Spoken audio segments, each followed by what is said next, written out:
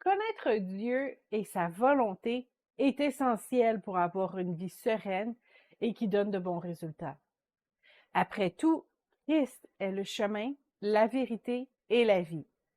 Mais il y a encore mieux, se faire connaître par Dieu.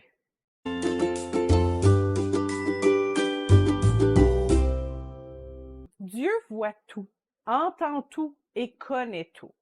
Alors, comment pourrait-il dire dans Matthieu 25, 12, « Je ne vous connais pas ». La réponse se trouve dans la définition du mot connaître.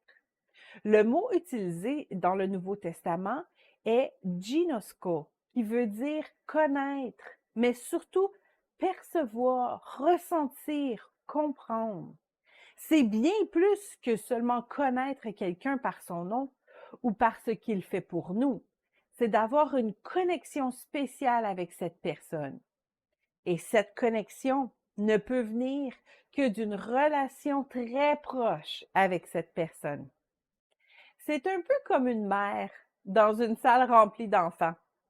Elle les voit tous, mais elle garde son attention sur un seul, le sien.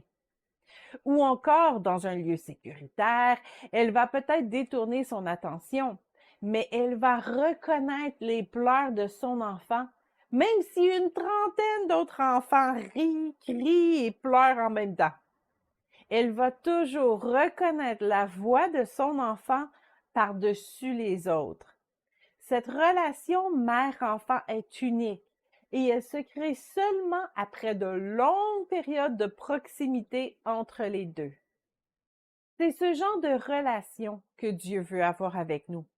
Non seulement que nous le connaissions en lisant la Bible et en écoutant des enseignements, mais que lui nous connaisse et reconnaisse notre voix sur la multitude de voix qu'il entend. Car il a penché son oreille vers moi et je l'invoquerai toute ma vie. Psaume 116, 2. Dieu est omniscient, ce qui signifie qu'il connaît tout. Son oreille entend tout.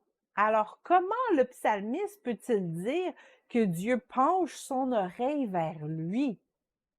C'est qu'il y a une différence entre entendre et écouter. Lorsque nous avons une relation rapprochée avec Dieu, non seulement il nous entend, mais il nous écoute. Nous avons son attention, comme un enfant a l'attention de sa mère au milieu d'une multitude d'autres enfants. Comment passer à ce niveau de proximité avec Dieu?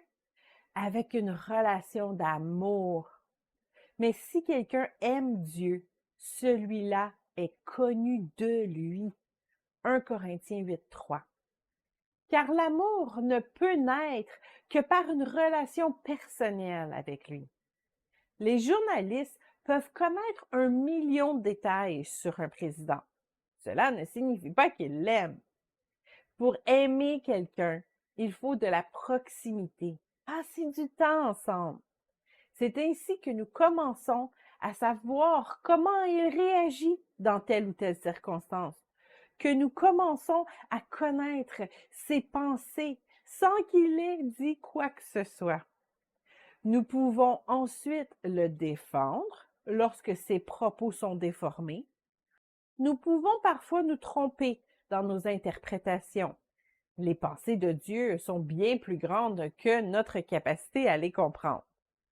Mais plus nous prenons du temps à l'écouter, à ouvrir notre cœur et à lire le sien, plus nous devenons alertes à son esprit. Mes brebis entendent ma voix, je les connais et elles me suivent. Jean 10, verset 27. C'est ce type de relation que Dieu désire avoir avec ses enfants. Il ne veut pas que nous soyons seulement des élèves qui étudient la théologie. Il veut que nous soyons des enfants qui ont une relation privilégiée avec leur Père. Nous pouvons avoir cette connexion avec lui et attirer son attention lorsque nous l'appelons. Aujourd'hui, nous voyons au moyen d'un miroir, d'une manière obscure, mais alors nous verrons face à face. Aujourd'hui, je connais en partie, mais alors je connaîtrai comme j'ai été connu. 1 Corinthiens 13, 12. C'est aussi le même type de relation qui se développe entre un homme et son épouse. Après quelques années, il sait ce qu'elle pense, ce que ses yeux plissés veulent dire, ou ce qu'elle a dans son cœur si elle lève un seul sourcil. Ce n'est pas toujours parfait comme moyen de communication. Les paroles sont toujours plus utiles. Mais cette proximité née de leur amour est unique. Et c'est sûrement pour ça que la parole de Dieu compare la relation entre Christ et l'Église comme celle d'un époux et sa fiancée. Qu'avez-vous à changer dans votre routine pour atteindre ce niveau d'intimité avec Dieu?